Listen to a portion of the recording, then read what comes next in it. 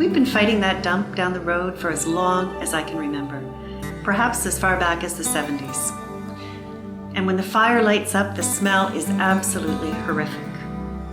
And what about the wind turbines that they're talking about? They say they're going to consult with us, the community, but I hear they've purchased the land already. What does that say? Actually, those aren't the words of the woman who just spoke them, but they are true and were said by African Nova Scotians and First Nations people who are living with toxic waste sites, wind farms, and pulp mills in their backyard. We've been marginalized so many times that we can believe it. Almost. But there are a lot of injustices being done in regards to our community. And nobody cares. They don't care. That land was all a toxic dump, more or less. It's kind of scary to think about. I'd like to see some testing done on the soils to see exactly how contaminated it is. It affects all of us.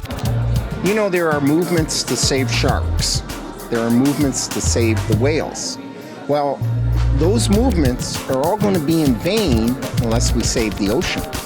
If it's not okay for those toxins to be in my backyard, It's not okay in anyone's.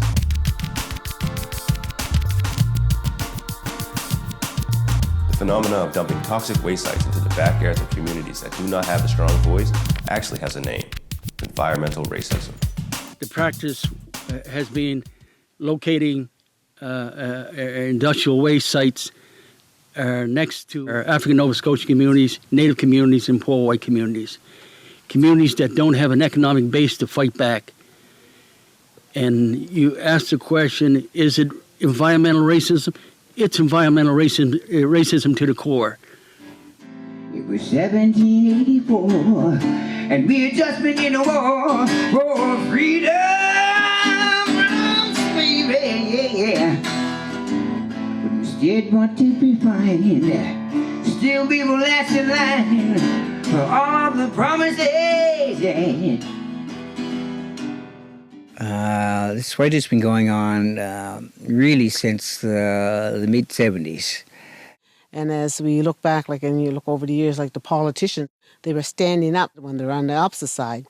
And then when they get the chair, into the provincial government, then the people that they thought before that was going to stand up for them and do the fight for them, more or less let them down. Power transformers leaking PCBs went into the site.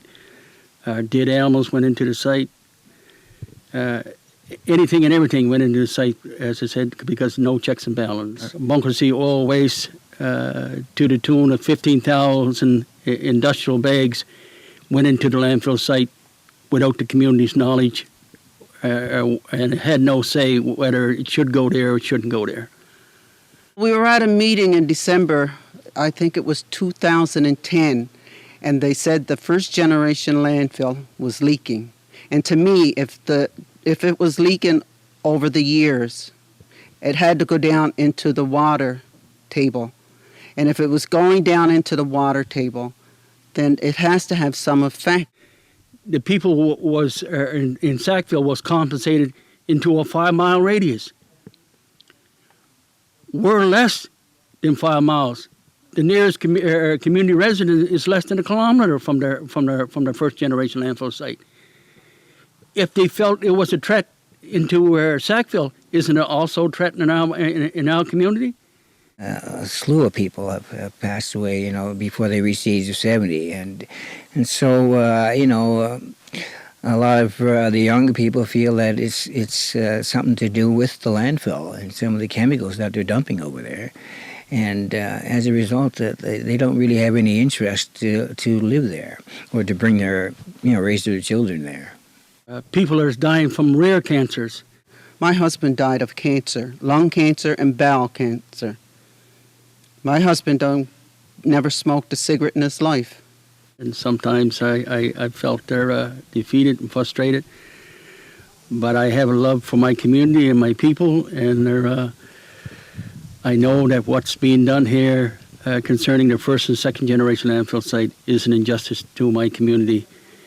Well, it isn't fair. I'm a taxpayer. I've worked all my life. I've been working since I was around 16 years old. We want compensation. We want part of that $6 million revenue that's generated every year to go into our economic development pot to enhance and develop our community. We want better checks and balance in place to make sure that site, if we got to live alongside of it, it's not a threat to our health. I retired because of my back, and here I am. The system is, I'll say it, screwed me over again. And here I am, my husband was died, or they killed my husband with the water. He gave him cancer. I'm living by myself now with a bad back, and eventually, yes, I'll have to leave my own home because I can't carry water, and I have no one to carry the water for me. So yeah, I feel like I am ripped off by the federal government, the provincial government, and the municipal government. And nobody cares. They don't care.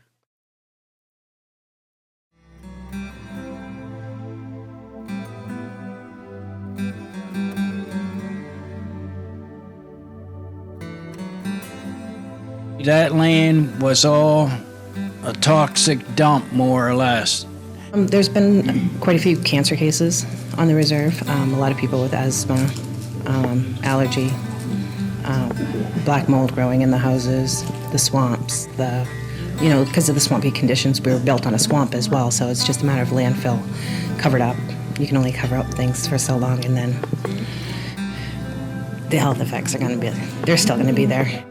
The airport is directly right across from our reserve. The fumes from their fuel are right above us. The planes are constantly going right over the reserve. The air pollution, the sound, all of the houses shaking when they're going by.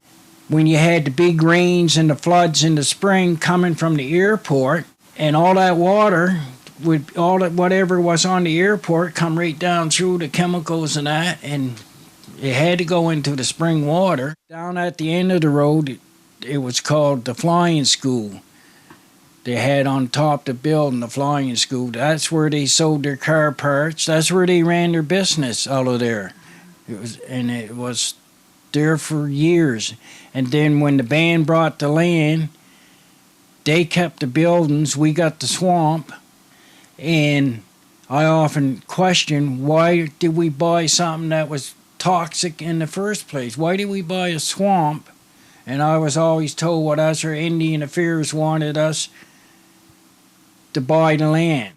I mean, it's been a concern for a long time about it, but unless you can actually start getting some research done and some testing done, I'd like to see some testing done on the soils to see exactly how contaminated it is. It would be really, really good if they could focus on some of the environmental effects on First Nation reserves, where we've been placed, and maybe try and find some other avenues of correcting some of the problems that we have. It is not only our responsibility, as stewards, but all of our responsibility to protect Mother Earth. And what affects the environment, the water and the land, it affects all of us. And this is these are things that are very, very important to us, and to, I would say, to all the population. Seems like a tough problem, I guess. It's kind of scary to think about.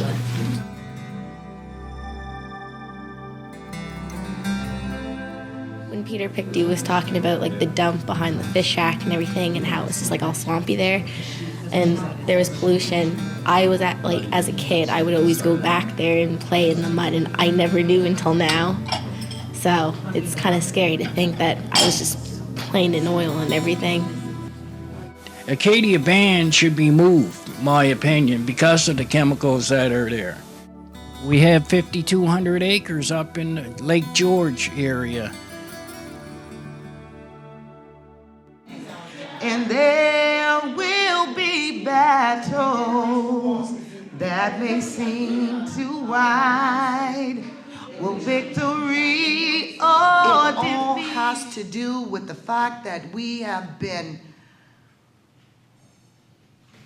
terrorized by this relentless enemy called racism for forever. They still empty and dump down Winders Road. And if you go down there, you need to go down there and see. Something has to be done. the community, we as a community, had to get together, even if we have to put cards there. But they're still dumping stuff down there.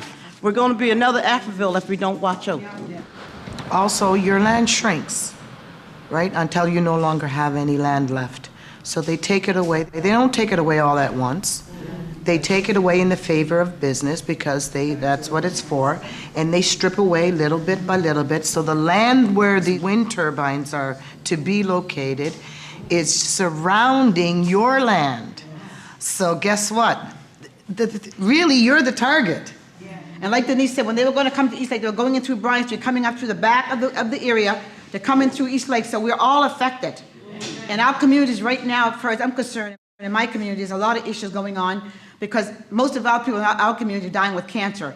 We have a lot of arsenic in our wells that we tell government about, but things are not happening. But we don't, like Denise said, if we don't speak up, we're going to be another Atherville. So we need to come here today and talk about the issues that are affecting our communities, and we have to stand together as communities. Like the Anglican Church own the property, but it's overlooking East Preston, it's overlooking North Preston.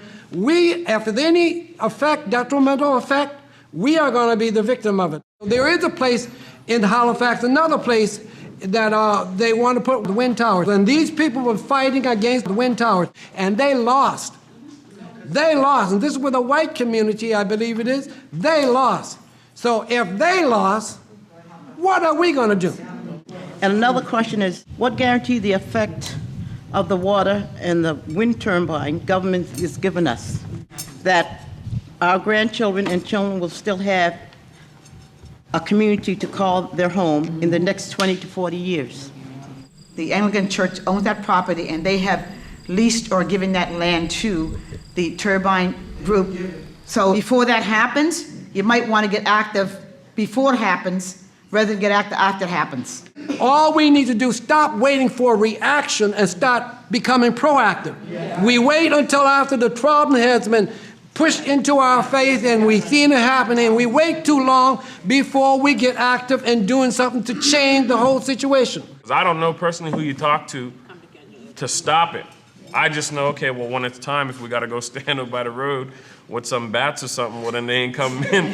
But that's not how it goes. So what I'm saying is we need to, like, if it means today or we need another day, put a plan together to not allow this to happen, and whatever other issues that we have problems with, we need to start working on stuff getting done. I wouldn't expect Miss Norma or Amvola or Aunt Vivian or like these guys to be doing that anymore because they fought the fight. If anything, they're our elders now, so we are the next generation that needs to come up and actually push forward to do something. You find a good person, be black, red, yellow, or white.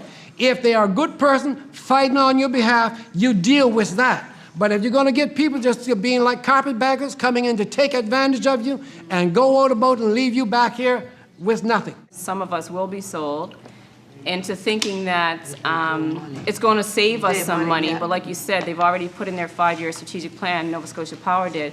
But I guess the question that we should all be thinking of as a community at large is, you know, is that cell worth our health, our lives? Because there's no price we can put on our health, and it just doesn't matter how much it is, because once you're gone from the pollution, you can't bring it back. These things happen to us again and again and again, and there will be no victory over environmental racism unless we organize against it.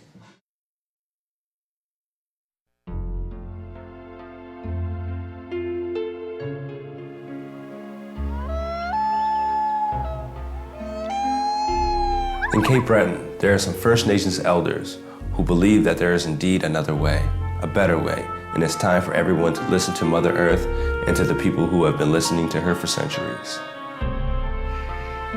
Well, it's another whole discussion on listening and learning.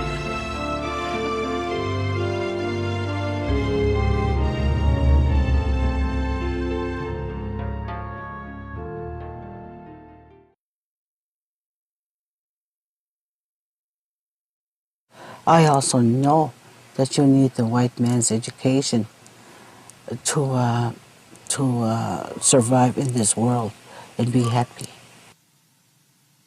And I think the white man also needs me to what I have to offer.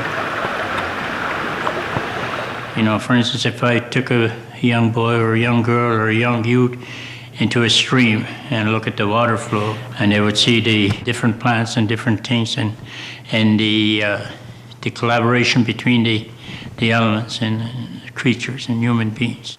For years, First Nations people have been observing, listening closely, warning that if Mother Earth is not respected, it will be to the detriment of everyone, all communities, everywhere. Our airs are poisoned, our rivers are poisoned, our forests are pretty much gone, and the animals are extinct even as we speak. With this two-eye seeing, we very quickly realize and see that science is not going to save the environment or the natural world, but rather a change of attitude, change of mindsets. We're just a speck. We're just a speck compared to the big mega cities, I call it, or the big towns or the big areas that they have. And I don't think we have my voice of no is not a good one. It's only one voice out of 99, I call it. You know, it's very limited. Shortly after we moved to what is now Eskasoni, my grandfather being a fur harvester, trapper, hunter, fisher, whatever, he lived off the land quite right from the get-go. So I learned early from him, human beings have entered into their habitat, or the domestic environment has moved in, and they have no place to go. So I feel that the responsibility of people is to look after them. In a recent study by some American scientists, they discovered that students learn better when there were trees in view. Oncologists are just now discovering that we stand a better chance of surviving cancer if we are connected with nature. These are things that First Nations people have known for centuries, millennia.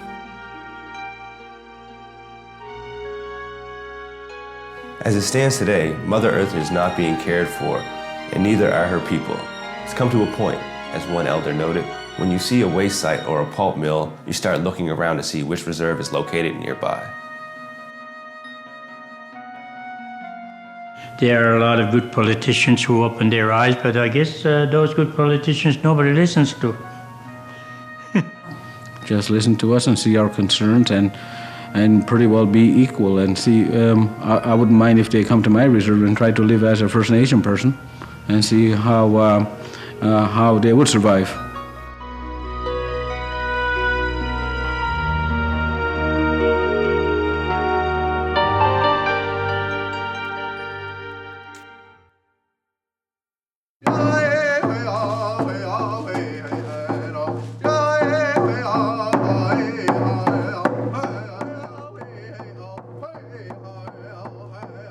Moa. Do you understand Mi'kmaq?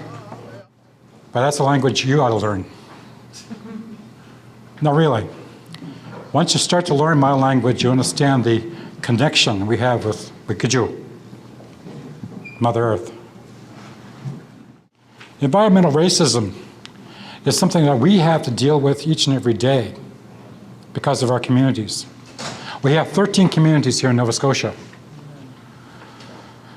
All of them are in places we did not choose to live at. But we still made the best of it. We used every single part of that environment we lived in and never wasted one bit of it. But we are pain. And we will remain in pain until they finally realize that you cannot go around disrespecting Mother Earth. They're poisoning Mother Earth so they can get a little bit of oil and natural gas, but they're leaving behind chemicals which are killing people, killing children each and every day. Look at Pennsylvania. Look at it. Western Pennsylvania is going to be empty of people pretty soon because of the poison they put in the ground. I contend that African Canadians, African Nova Scotians, have been impacted by environmental racism since our arrival here on the shores. 1783 with the arrival of the Black Loyalists, and then moving out of Birchtown, our communities were all located in degraded environments. It was all about environmental racism, what happened to my community of Africville. So I've been involved in it for quite some time. But it's a new term, it's a new area of study. I attended 2 prep toms leading up to the World Conference Against Racism. One was in Santiago de Chile, and the other one was in Switzerland, Zurich. And one of the very interesting things that became apparent to me was that environmental racism wasn't just perpetrated against Africville. Throughout this whole North, South, Central America, environmental racism has impacted all of the indigenous people and all of the people of African descent. Whether it be, an issue in poverty, whether it be an issue in environmental racism, people work in pockets. And it's very important for us to come together as a community and work together. This is a community issue, and it should be easy for people to get involved. This is to create safe, healthy communities. Go to every community. Go to the older people who knew the inside outs of their community. In Eskasoni, we had 3 dumps, okay? And in one dump site, I believe, there was a lot of cancer. And that, I believe, cancer was caused by that dump that's people built right over. I think policymakers and decision makers need to get out in the community. They need to make their office hours available for the public, and it's really important to listen to different parts of your community and understand that there are differences, and those differences should be embraced and celebrated. Often what happens is that we're learning a perspective of the majority of the main culture, and to me it's very important that we all work together to create healthy, safe communities. I'd like to see the politicians, okay, and the people that really matter to come to the communities, and for us to let them realize that there is something going on, that we have some health hazards within our own communities. Our areas are not made for landfills because of the environmental issues. These things seep through the grounds, right? So we need to have, and people need to be educated on that. And I think a lot of times people are not educated on the environment and what it does. It's our water, it's our air, it's everything.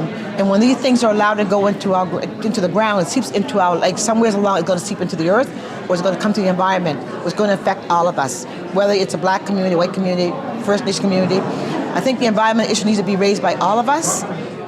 During my research for my talk, I came across environmental justice model.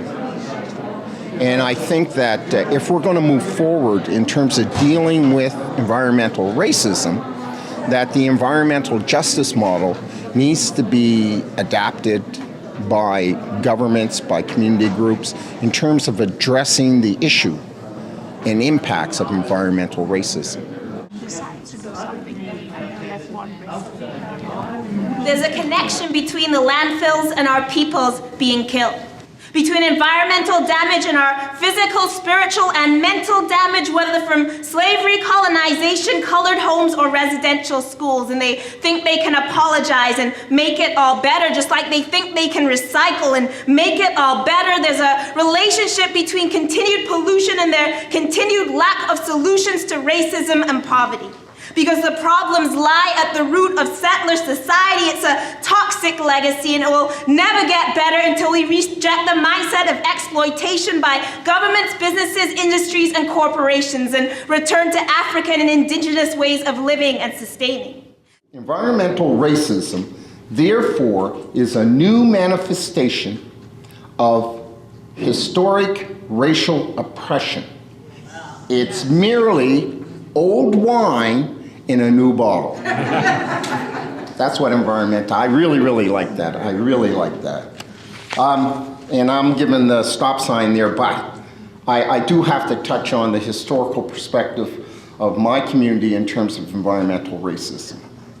Not only were we placed in an isolated situation, but before there was sewer in Halifax, the waste was collected from homes. A site was looked for. Many rejected because of health concerns. That waste site was placed right above Africville. In our water supply, shallow wells, shallow ground, so you know what happened when it rained. Shit runs downhill. So that was first.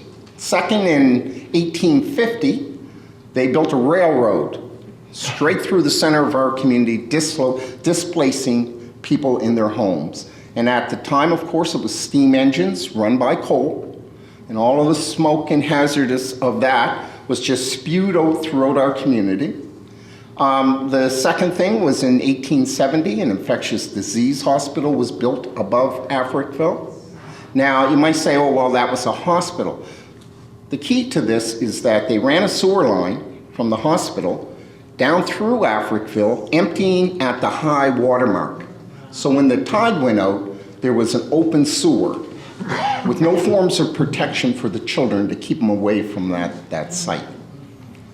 Abattoirs, fertilizer plants, bone crushing mills, quarries, and not last, but second to last, in 1955, an open dump was put 300 meters from the nearest home in Africville. Oftentimes I feel like people don't speak up because they're afraid to offend someone.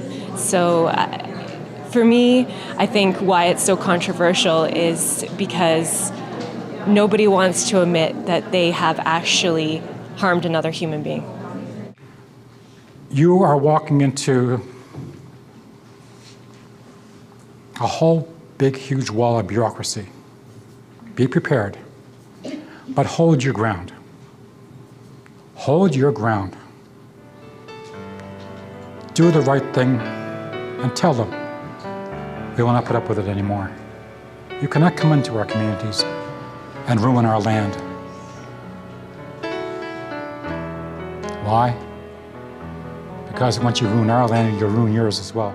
It's a subject matter that crosses a lot of different areas. You know, not just poverty, but education, our health, all of our well-being. So I'd like to see the researchers do a little bit of work in tying it all together as to why and how it impacts. But at the same time, I think what we have to understand is that the Mi'kmaq community and our First Nations brothers and sisters have a structure of their own, and that you can't homogenize everything together into one, that we need to recognize the issues and their approach to their issues, and that's very important that we do that. When we were placed here, when we came the second wave in 1783, and when we were dispersed to our isolated communities, it was the Mi'kmaq people who taught us how to live off the land. It was the Mi'kmaq people that taught us how to fish. It was the Mi'kmaq people that were very important to our survival in the wilderness, because that's what it was, the wilderness. Environmental racism is something that I learned wasn't just something that was surrounded by my community in Shubenacadie or in Nimbrook, but it was something that people talked of from India, from Switzerland, from Holland, England. More often than not, its primary objective is to take care of this dominant society and put all of their garbage, literally all the garbage, onto people who cannot well afford to have garbage in their community. Natives, blacks, poor whites. These are the people who are directly affected by these global concerns. Not in my backyard. Well, I'm in your backyard. You cannot forget that. And while it's not in your backyard, it's in mine. And I have to live with the consequences of that. That's what environmental racism is. If it's not okay to have a toxic waste site in my backyard, then it's not okay. Then it's not okay in my backyard. And it's not okay in my backyard. Or in my backyard, or hers, or his, or hers, or his, or theirs.